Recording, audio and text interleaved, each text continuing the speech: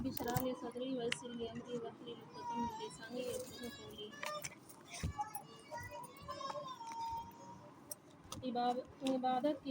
عبادات کی بنیاد توحید.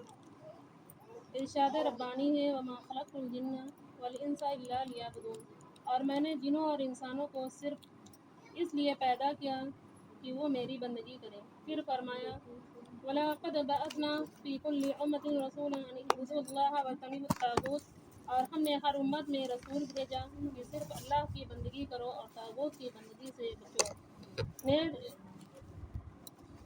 ارشاد باری تعالیٰ ہے وَقَضَىٰ رَبُّكَ أَلَّا تَعْبُدُوا إِلَّا إِيَّاهُ وَبِالْوَالِدَيْنِ إِحْسَانًا، اور تیرے رب نے فیصلہ کر دیا کہ تم صرف اسی اللہ کی بندگی کرو اور والدین کی، اور جیسا کہ اللہ جل شانہ نے فرمایا.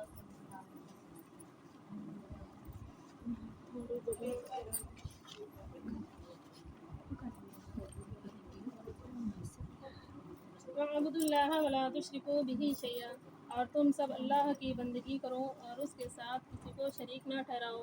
ایک اور جگہ پر اللہ رب العزت نے یوں فرمایا قُلْ تَعَالَوْا أَتْلُوا مَا حَرَّمَ رَبُّكُمْ عَلَيْكُمْ أَلَّا تُشْرِكُوا بِهِ شَيْئًا. اے محمد صلی اللہ علیہ وسلم کہہ دیجیے آؤ میں تمہیں وہ چیز پڑھ کر سناؤں جو تمہارے رب نے تم پر حرام کی ہیں، وہ یہ ہے کہ تم اس کے ساتھ کسی کو شریک نہ ٹھہراؤ. حضرت عبداللہ بن مسعود رضی اللہ عنہ فرماتے ہیں کہ جو شخص حضرت صلی اللہ علیہ وسلم کی بہر وصیت ملاحظہ کرنا چاہتا ہے تو اللہ تعالیٰ کا یہ فرمان پڑھ لے. اے محمد صلی اللہ علیہ وسلم کہہ دیجئے کہ آؤ میں تمہیں وہ چیزیں پڑھ کر سناؤں جو تمہارے رب نے تم پر حرام کی ہیں، یہ کہ تم اس کے ساتھ کسی کو شریک نہ ٹھہراؤ اور ماں باپ سے بدسلوکی نہ کرنا، بلکہ اپنے والدین کے ساتھ حسن سلوک کرنا اور اپنی اولاد کو مفلسی کے ڈر سے قتل نہ کرو، کیونکہ ہم تمہیں بھی رزق دیتے ہیں اور انہیں بھی، اور تم بے حیائی کے کاموں کے ظاہر ہوں یا پوشیدہ قریب نہ جانا، اور جس کا قتل اللہ نے حرام ٹھہرایا ہے اسے قتل نہ کرو مگر حق اور جائز طریقے کے ساتھ. اس اللہ نے تمہیں ان باتوں کی ہدایت کی ہے تاکہ تم عقل سے کام لو، اور تم یتیم کے مال کے قریب بھی نہ جاؤ مگر ایسے طریقے سے جو انتہائی بہترین اور پسندیدہ ہوں، یہاں تک کہ وہ جوانی کو پہنچ جائے. اور انصاف کے ساتھ ناپتول پورا کرو، بے انصافی نہ کرو. ہم کسی جان کو اس کی وسعت سے بڑھ کر مکلف نہیں بناتے، اور جب بات کرو تو انصاف کی کہو خواہ وہ تمہارے رشتہ دار ہی کیوں نہ ہو. جھکاؤ سے کام نہ لو اور اللہ کے عہد کو پورا کرو، بدعہدی نہ کرو. اللہ نے تمہیں ان باتوں کی ہدایت کی ہے شاید کہ تم نصیحت قبول کرو، اور بے شک یہی میرا سیدھا راستہ ہے، تم اسی پر چلو اور دوسرے راستوں پر نہ چلنا کہ وہ راستے تمہیں اللہ کی راہ سے دور کر دیں گے. اس اللہ نے تمہیں اس بات کی ہدایت کی ہے تاکہ تم پرہیزگار بنو.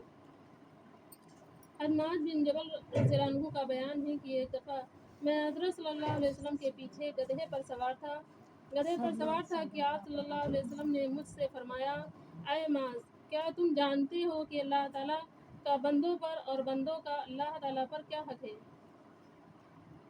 تو معاذ رضی اللہ عنہ کہتے ہیں کہ میں نے کہا اللہ تعالیٰ اور اس کے رسول صلی اللہ علیہ وسلم ہی بہتر جانتے ہیں. آپ صلی اللہ علیہ وسلم نے فرمایا اللہ تعالیٰ کا بندوں پر یہ حق ہے کہ وہ صرف اسی کی عبادت کریں اور اس کے ساتھ کسی کو شریک نہ ٹھہرائیں، اور بندوں کا اللہ تعالیٰ پر حق یہ ہے کہ جو بندہ شرک کا مرتکب نہ ہو وہ اسے عذاب نہ دے.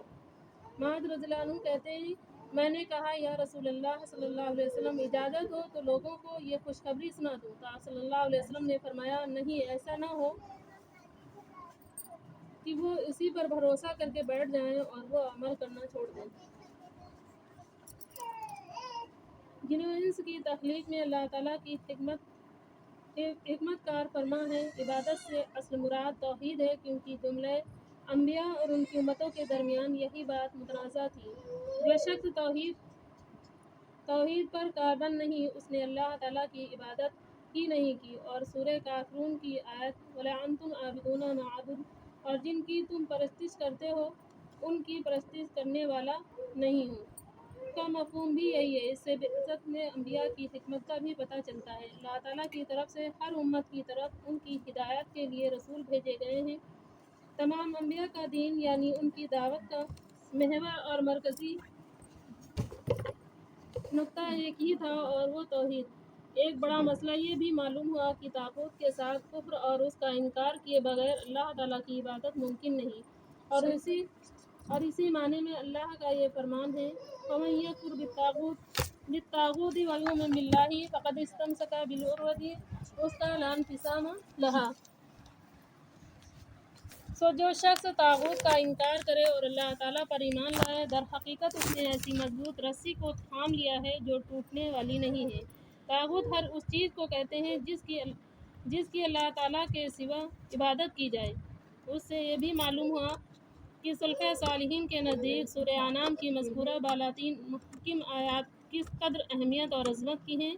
ان میں اللہ تعالیٰ کی طرف سے بندوں کو 10 احکام اور ہدایت دی گئی ہیں، جن میں سے اولین ہدایت شرک سے ممانعت ہے۔ سورہ بنی اسرائیل کی مختتم آیات میں 18 مسائل بیان ہوئی ہیں، جن کا آغاز اللہ تعالیٰ نے اپنے مندرجہ ذیل فرمان سے کیا ہے لا تجعل مع اللہ الہا آخر فتقعد مذموما مخذولا۔ اللہ تعالیٰ کے ساتھ کوئی اور معبود بنانا ورنہ ذلیل اور بے یار و مددگار ہو کر بیٹھ رہو گے۔ یعنی ان مسائل میں سب سے اولین حیثیت توحید کو دی گئی ہے، جیسا کہ مندرجہ ذیل الفاظ کے ساتھ اختتام بھی توحید پر ہی کیا ہے وَلَا تَجْعَلْ مَعَ اللَّهِ إِلَٰهًا آخَرَ فَتُلْقَىٰ فِي جَهَنَّمَ مَلُومًا مَدْحُورًا۔ اور اللہ تعالیٰ کے ساتھ کوئی دوسرا معبود نہ بنا لینا کہ ایسا کرنے سے ملامت زدہ اور اللہ کے دربار سے راندہ بنا کر جہنم میں ڈال دیے جاؤ گے۔ اللہ تعالیٰ نے ہمیں ان مسائل کی اہمیت پر تنبیہ کرتے ہوئے ارشاد فرمایا ذَلِكَ مِمَّا أَوْحَىٰ إِلَيْكَ رَبُّكَ مِنَ الْحِكْمَةِ۔ یہ ان دانائی کی باتوں میں سے ہیں جو آپ صلی اللہ علیہ وسلم کے رب نے آپ صلی اللہ علیہ وسلم کی طرف وحی کی ہیں۔ سورہ نساء کی وہ آیت جو حقوق عشرہ کی آیت کہلاتی ہیں، کا آغاز بھی اللہ تعالیٰ نے اپنی توحید بھرے ان الفاظ سے کیا ہے وَاعْبُدُوا اللَّهَ وَلَا تُشْرِكُوا بِهِ شَيْئًا۔ اور اللہ تعالیٰ کی بندگی کرو اور اس کے ساتھ کسی کو شریک نہ ٹھہراؤ۔ اس میں حضرت صلی اللہ علیہ وسلم کی اس وصیت کی طرف بھی توجہ دلائی گئی ہے جو آپ صلی اللہ علیہ وسلم نے وفات کے وقت فرمائی تھی ہمارے یعنی بندوں کے ذمہ اللہ تعالیٰ کا کیا حق ہے، اور بندے جو اللہ تعالیٰ کا حق ادا کریں تو ان کا اللہ تعالیٰ پر کیا حق ہے۔ حدیث مذکورہ میں بیان شدہ مسئلے کا اکثر صحابہ کو علم نہ تھا۔ کسی مصلحت کے پیش نظر علم کو چھپانا جائز ہے، کسی مسلمان کو ایسی خبر دینا مستحب ہے جس سے وہ خوش ہو۔ اللہ تعالیٰ کی رحمت کی وسعت پر بھروسہ کر کے عمل ترک کرنے سے ڈرنا چاہیے۔ اگر مسئول کو کسی بات کا علم نہ ہو تو اس کے متعلق اللہ و رسولہ عالم یعنی اللہ اور اس کے رسول صلی اللہ علیہ وسلم بہتر جانتے ہیں کہے۔ کسی کو علم سکھانا اور کسی کو محروم رکھنا بھی جائز ہے۔ اس حدیث سے حضرت صلی اللہ علیہ وسلم کی تواضع اور انکساری کا بھی پتہ چلتا ہے کہ آپ صلی اللہ علیہ وسلم جلیل القدر ہونے کے باوجود گدھے پر سوار ہوئے اور اپنے پیچھے ایک دوسرے شخص کو بھی سوار کیا۔ سواری پر اپنے پیچھے کسی دوسرے کو بٹھا لینا جائز ہے۔ اس حدیث سے حضرت معاذ بن جبل رضی اللہ عنہ کی فضیلت بھی واضح ہوتی ہے۔ اس حدیث میں مسئلہ توحید کی عظمت کا بھی پتہ چلتا ہے۔ آخر میں اللہ تعالیٰ سے دعا ہے کہ ہمیں توحید کی حفاظت کرنے کی توفیق عطا فرمائے۔